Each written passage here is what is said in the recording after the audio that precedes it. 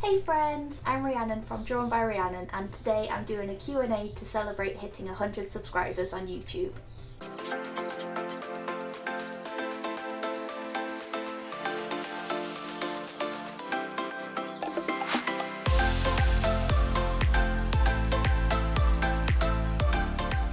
So I started my YouTube channel last year. It's been something that I've been meaning to do for ages, but never quite got round to it, never quite sort of plucked the courage up to do it. But I've been really enjoying doing these videos for you. I'm trying to do them about once a week, but I know sometimes it's been more like once a month or once every few months, but I'm trying my best to keep them as regular as possible for you, to give you like a little insight into what I do here. And yeah, recently we reached 100 subscribers, which is absolutely fantastic. Thank you so much to everyone who subscribed. So I've asked my Instagram followers if they had any questions they wanted to ask me. So I've got a list of questions that I'm going to answer, and if there's anything that I don't cover that you would like to know about me or the business, then just drop your comments down below and I'll reply to them there. I realised that next door is having some work done in the garden and the builders are like blasting the radio, so I'm hoping you can't hear that in the background, but we'll carry on and hope for the best. So the first question is, what made you want to start your business? So basically, I knew that I always wanted to run my own business at some point. I sort of thought it would be something I'd do sort of 10, 15, 20 years in the future. But you know, things never go to plan. But basically, for my final major project at university, I did a printed homeware brand. It was actually like an offshoot of White Stuff because we had to like do it for a company.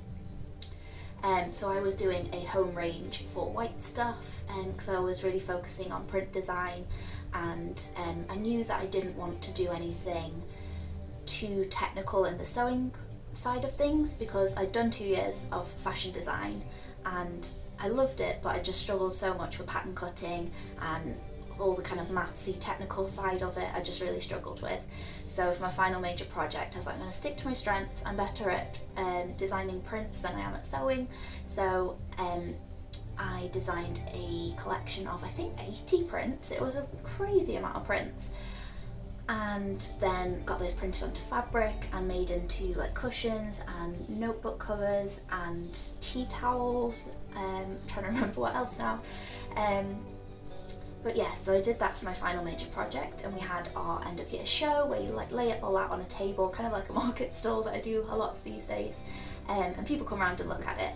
And I had little business cards out, and I just got so many messages and emails from people saying, oh, I love this that you had in your show, are you selling it, are you going to be making more?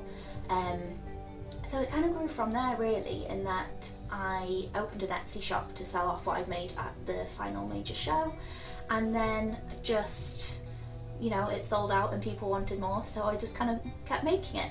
So it wasn't exactly like a definite decision to start the business. It kind of started by accident, and then I was working another job at the same time, and it just gradually sort of grew and grew, and now it's my full-time job. So sort of by accident is how I started the business. The next question is, when and where did you learn to draw?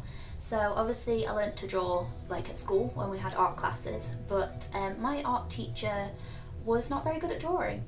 And a lot of, I don't know if it's like this for all schools, but a lot of the art projects, you're always doing it in the style of someone else, so they never like encourage you to find your own style and try out different things. They're always like, okay, we're doing this project based on this artist, so you need to make a piece of work that looks like what they did, which is a really weird way to do it, sort of looking at, you know, in hindsight, looking back. So yeah, I was never that good at drawing. Like I was okay at drawing, but I wasn't great. And I think my art GCSE was like one of my lowest grades that I got. So it wasn't actually until I went to uni, when I was studying fashion design, that we actually had proper drawing lessons, and that was just amazing. I had a really good tutor at university, and yeah, I just learnt so much. We had, I think it was like a whole module just of learning to draw. Obviously it was more sort of fashion based, so it was how to draw figures, how to draw garments, but sort of the principles of it kind of move across to the more of the kind of drawing I do now. So yeah, it was really interesting to see it's like if you see my sketchbooks from before we had the drawing module to afterwards, it's really nice that you can actually see there's a massive difference in my work. And yeah, I still sort of use the same principles that I was taught then for how I draw now. So it was absolutely fantastic. Yeah, learned a lot on that course, so really pleased that I went for it. Next question is, when you're working, do you listen to music, to podcasts, or to nothing? So if you have ever seen me sewing when I'm on a time lapse on an Instagram story or some of the making videos I do on here, you will see that I'm constantly singing. It absolutely baffles me that some people can work without music. I am the type of person where I always have music on. I just absolutely love music and I just can't be without it. So yeah, always got music on. I'm very into rock and like metal, so it's usually pretty loud, bangy, crashy, screamy kind of music. But I do sometimes have days where I have to listen to something a bit happier, a bit gentler. But yeah, on the whole, it is really loud in here. Got some big speakers for the computer, so I can always have the music blaring out. And yeah, if it's silent, I just can't work. I just always have to have some music going. So yeah, if you want any music recommendations, let me know below. I'm really excited. I've not been to a gig for ages, but I'm going to see a gig in Newcastle in a few weeks. It's a band that I've loved for years and years. They're an American band, and by some chance they are coming to Newcastle. So I'm really excited for that. And then in September I'm going up to Glasgow to see one of my absolute favourite bands, and I cannot wait for that. So really excited. But yeah, music all the way for sure. Next question, how long have you been doing Drawn by Rhiannon for? So that's a very easy question. I graduated in 2016, and like I said, the business was kind of based off my final major project at university. So yeah, this is gonna be the 6th year of business, nearly 6 years, because it was sort of like June, July time when we had the show and I started selling things. So yeah, nearly 6 years. I was, like I say, I was part-time for quite a lot of that, about four and a half years. And in October 2020 I quit my retail job and went full-time with the business, because what a fantastic time to quit a paying job. But yes, I've been full-time since October 2020, so sort of year and a half, be 2 years later this year. So yeah. Next question is, where do you find your inspiration? So a lot of my prints are animal based, as you might have noticed. I absolutely love animals, so there's a lot of animal designs. There's quite a few food designs. That wasn't actually intentional, but I absolutely love food. Like, food is life. So yeah, a lot of food themes. I do some flowers, but I like to do flowers that aren't like, I can't imagine me ever doing like roses or sort of anything like that. I'd rather do flowers that I really like, and I don't tend to like sort of the classic kind of flowers. So I like daffodils and daisies and bluebells. I actually love sunflowers, so I'm hoping to do a sunflower print sometime in the future. If that is something you'd be interested in, then let me know down below. But yeah, so I do some sort of florally ones. When I did my final major project and I had my print book, there was actually loads of floral ones, which I did start using when I first started the business, but they just weren't that popular because I feel like there's lots of places you can get floral prints.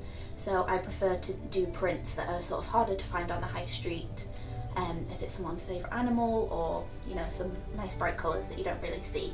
So yeah, I like to try and focus more on more niche kind of designs, I guess. But yeah, if there is a design that you would love to see, then drop it down in the comments below and I'll add it to the list. So next question is, what is your favourite animal? So like I say, I absolutely love animals. My favourite animal is a panda. They are absolutely fantastic. I've just noticed here I've actually got some panda fabric, so I will show you that. So this is the panda design that I did probably like 3 years ago now, I think. But yeah, I just absolutely love pandas. They're just so cute. I go up to Edinburgh like every year to go and see them at the zoo, and they're just so cute. Like, I just can't get over how cute they are. So yeah, I'd have to say pandas, sort of any type of bears really. Love koalas, love sun bears, just any kind of bear.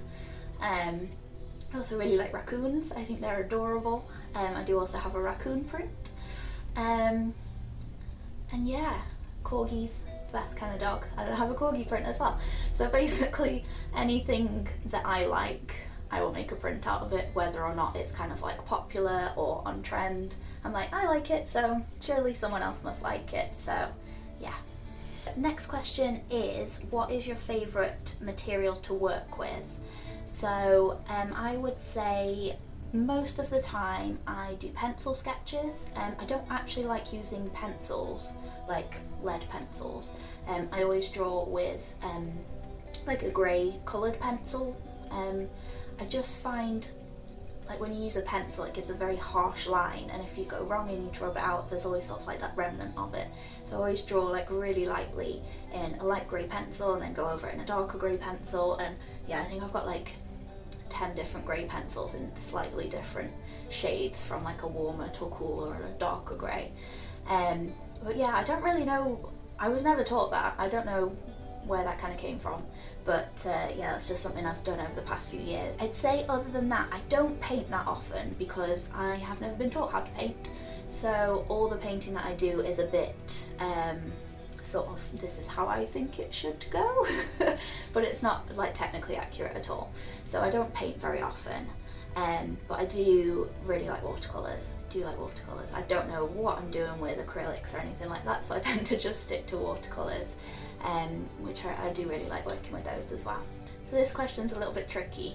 Someone has asked, what is your advice for someone wanting to get into the design industry? This is such a difficult question. I don't know that I'm the best person to ask, to be honest.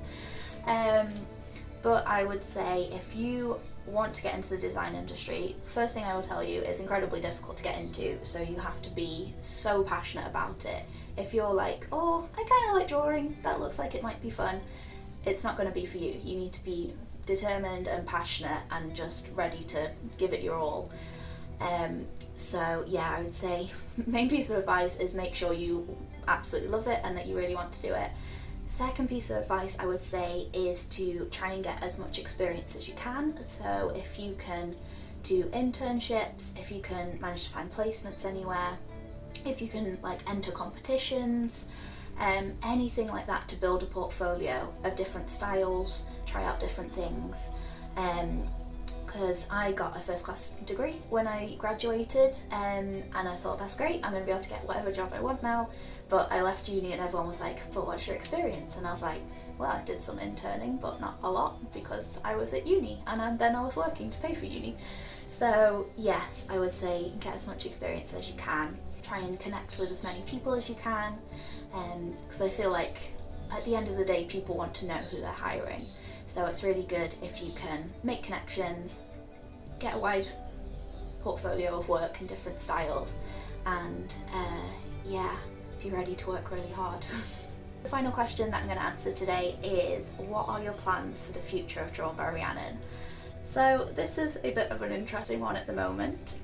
For me, I am in a bit of a weird place at the moment in that I've spent so many years working really hard, building the business, and I've sort of got to a point where I'm a little bit burnt out from it. Like I was saying, it is really hard work, and I think especially the past couple of years they've been so difficult, and yeah, I just feel like I need to take a little break from it actually. So next year I am planning on having some time off. I'm gonna go and do some volunteering, gonna go and travel, see some things, and yeah, so completely different, might not be what you're expecting me to say there, but yeah, I just feel like I need a little bit of time away, a little bit of time to reevaluate, get some new ideas, just sort of take a step back from it, because I do love being my own boss and running my own business, but it just takes over your entire life. And that is something that I've been really struggling with recently, is that I realised that my whole life had just become about my job, and that's not ideal. So that's why I've decided that I'm going to take a little break and yeah, just sort of reevaluate and then see what happens really. But yeah, so far I'm going to Brazil to help with making costumes for the carnival, which I am beyond excited about. I was thinking that I would film it because I have a truly terrible memory, and I was like, if I don't film it and take loads of photos, then I'll like instantly forget everything that happened, and that would be really sad. So I was thinking I would be taking some videos of the work that I'm going to be doing, places that I'm going to visit. So let me know if you'd be interested in seeing that. Would you want it on this channel, or should I do another channel for that? But yeah, if you could let me know in the comments about that, that would be really helpful, because I'm a bit stuck with what to do with that. But until then, this summer I've got lots of markets coming up. I'm going to be doing markets at Christmas time again.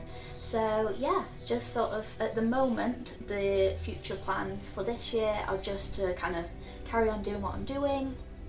Love getting out there and talking to you all at markets, so there's going to be lots more of that. So I hope you enjoyed this video.